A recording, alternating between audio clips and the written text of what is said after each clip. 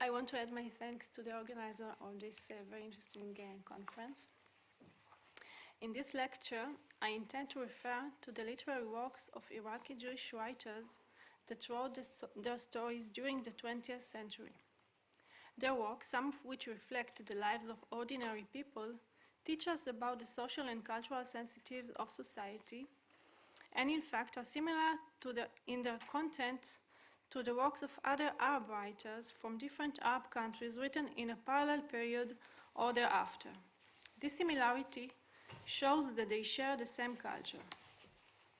Literary texts can be used as a cultural tool that reveals how culture thought at a specific time and how it dealt with social and political issues. That is, by reading the story, we can learn about forms of thinking and customs of the investigated culture. We can also restore the relationships and sensibilities within the society being studied for understanding its cultural and social characteristics. That is, exploring reality through literary texts in order to understand the mentality of that place and time and to learn about their daily lives. The encounter between East and West is one of the prominent themes in modern Arabic literature. In these novels, the main character flies overseas and goes into a crisis, usually after a failure in relationship with Western women who advantage of him.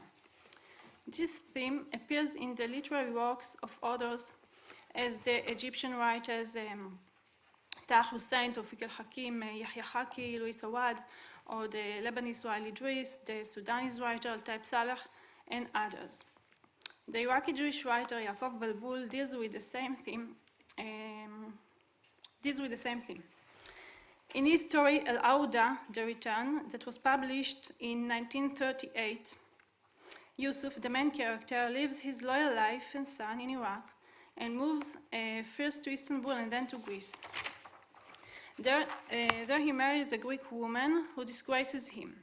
She betrays him with other men and laughs at his Arab origin, and I quote, "And to her husband she felt great contempt and hatred. After all, he wasn't from her race, but an Arab." Yusuf, approaching the age of 45, remembers his homeland Iraq and hears about the uprising against the hated imperialists. He knew that Iraq had become an independent monarchy, whose governors and leaders were Arabs. He becomes anxious to return to his homeland, and he takes action. After he sells all his property, he leaves a letter of divorce for his Greek wife and returns to his first wife and son in Iraq.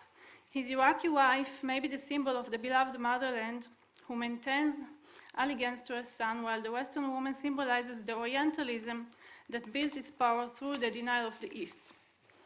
In this story, Balbul first and foremost sees himself as an Iraqi citizen of Arab culture. He criticizes imperialism, asserting the same sentiments that were much later expressed by Edward Said in his book Orientalism in 1978. The story is a didactic and realistic story that reflects the feelings and emotions involved in the intercultural conflict between East and West, and that was widespread. It moves from admiration of the West to rejection of it. Balbul's desire to contribute to the development and advancement of Iraq is well illustrated in his story, The Rebellion of Ignorance.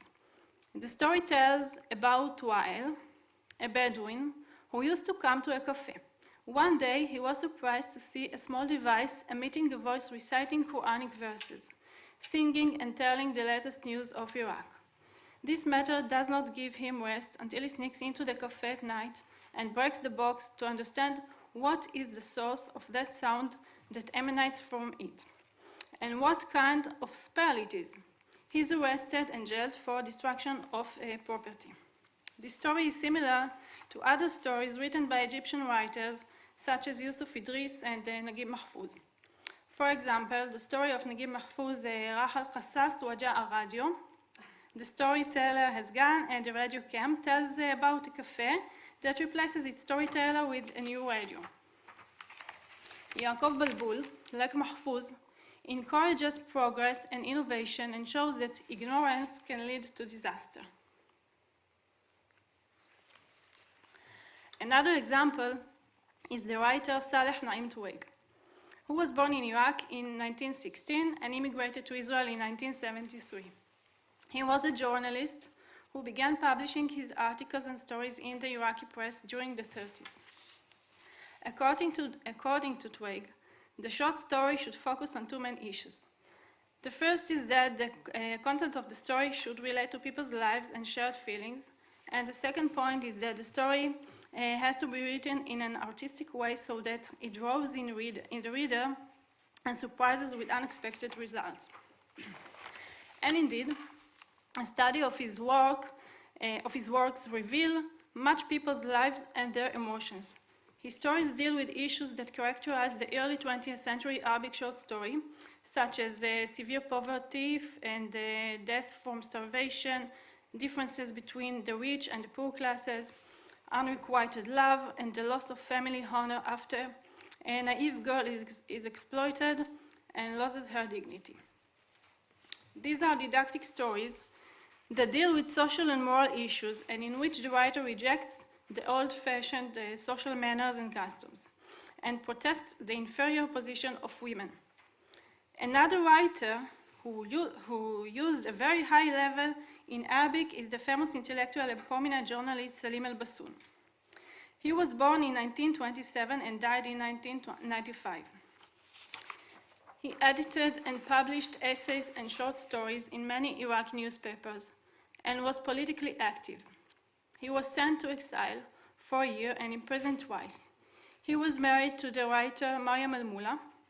They have 3 children, Niran, Roman, Karmit, and Dr. David Bassoon, who is attending this conference with us and gave his interesting lecture on Monday, two days ago.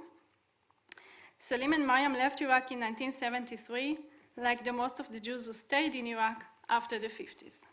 In his short story, Nofa, that was written in 1948 and published in 1950, Salim al-Bassoon describes the title character, a girl, who has been given all the beauty that nature could bestow. Nofa is the older of 2 daughters. Their mother had passed away, so they continued to live with their elderly father in a very small town in southern Iraq, on the Iranian border, where the author himself had been exiled. Nofa had to support the family, working every day until the evening, selling milk products. Her uncle had passed away, leaving 5 sons. The brothers all longed to marry their cousin, but knew that their eldest brother would be the one according to the custom. Nofa herself did not prefer one over the other, but also knew she would have to marry the eldest. Accordingly, the eldest son went to his uncle, Nofa's father, and asked to marry Nofa. The father refused, saying he would marry her only if the bridegroom would find him, the father, a young girl whom he could marry. The nephew tried to convince the uncle that he should give Nofa according to their customs, but the father refused. The nephew could not bear the idea of giving a young girl to the older man. He saw it as a crime against her. He decided to let fate take its own course, with a clear knowledge that no one would dare to hand over a young girl to this lowly old man. One night there were gunshots. It turned out that someone had agreed to hand over his daughter to the old man in order to marry Nofa. When this became known, the youngest brother of the 5 killed the groom-to-be. Bassoon describes in this story the social customs that existed in the remote villages in Iraq. The manner of daughters' marriage was known and agreed upon advance. In the story, no one rejected to the idea of marriage.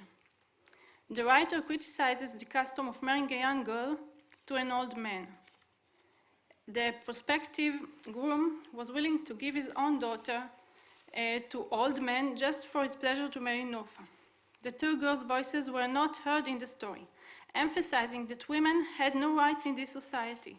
The interesting point in this story is the young men who are unwilling to accept this social custom. the author may be suggesting that the younger generation can lead and change old customs and manners. This story, like the stories of other Jewish Iraqi writers, enables us to understand the writer's criticism of the patterns of thought in Iraqi society, all of which Bassoon and his counterparts aspired to change through their liberal secular approach. Bassoon's wife, Maryam al-Mula, was known as one of the pioneers of the Iraqi short stories. She published her stories from 1945 to 1951 in the Iraqi press. Unfortunately, the stories were not preserved except one. His disaster became parable, Ma'asatuhu Mathal, that was published for the first time in 1951 in Al-Musawwar. This story tells the story of a religious and respected man named Amir who raised together with his wife their 3 daughters. His oldest was 17 and she was very beautiful. The landowner's son tried to seduce her, but she rejected him. One day he attacked her and raped her. Her father heard her cries but couldn't reach her in time to save her. He chased the landowner's son and eventually wounded him.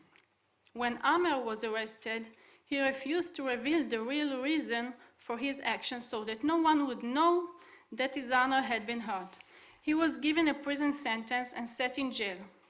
After being released, he discovered that his daughter had died several months after he was jailed. This short story teaches a lot about the social aspect of the Arab culture. The family would be dishonored if the girl loses her virginity, even if by rape. That's why the father preferred to sit in jail and then to be mocked after his release, just so that his secret would not be revealed.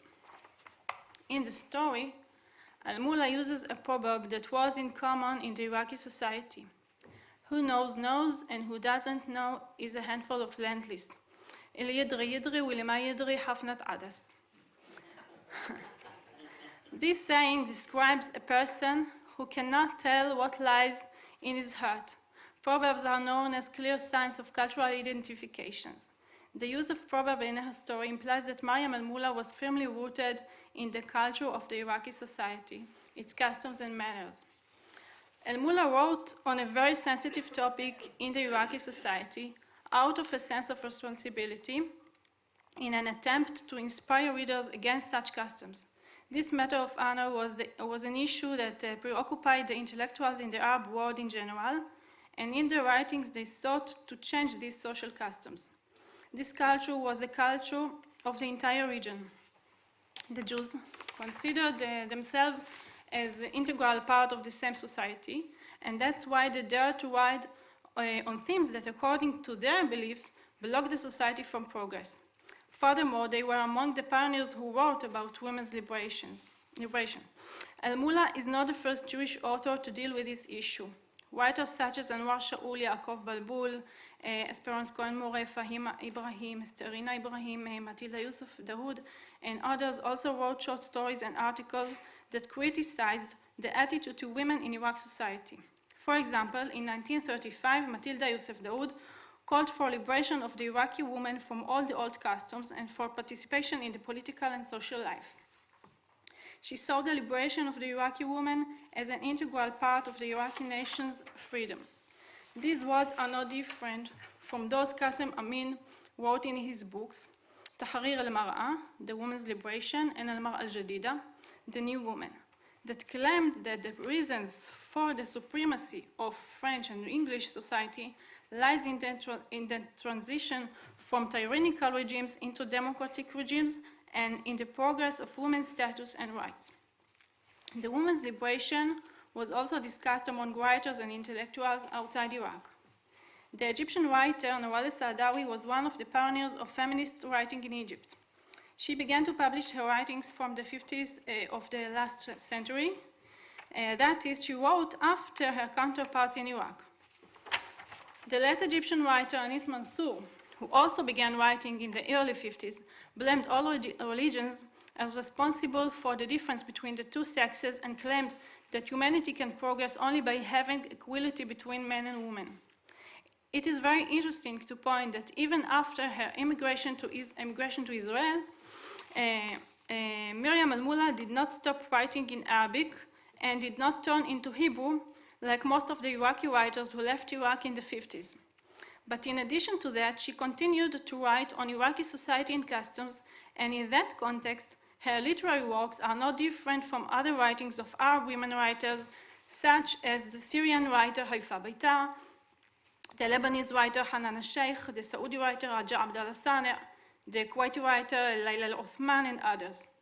In Israel, she published her short stories in the Arabic language newspaper Al-Anba. After a break of 20 years and with the popularity of the internet, she resumed writing and published more than 60 stories in the Arabic electronic newspaper Al-Akhbar between the year 2010 to 2013. She wrote her last story 2 weeks before her death. Her son, Dr. David Bassoun, has collected her writings into a book that will be published soon, and I would like to thank him for letting me use the draft.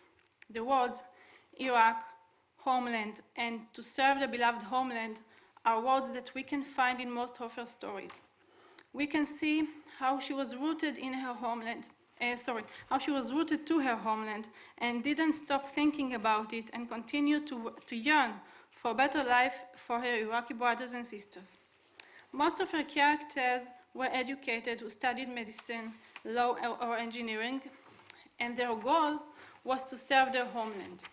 And even if they lived abroad, they had a wish to return to their beloved homeland, Iraq, and serve it. She encouraged education by showing that the educated people are the people who succeed. In her stories, we can find universal themes of love, hate, and betrayal. Whoever behaves morally is the one who will have a happy ending. In one of her stories, the dictatorial regime of Saddam and the sons was mentioned to show the tragic and the dangerous life that the Iraqi people experienced. In her words, we can find a didactic tendency.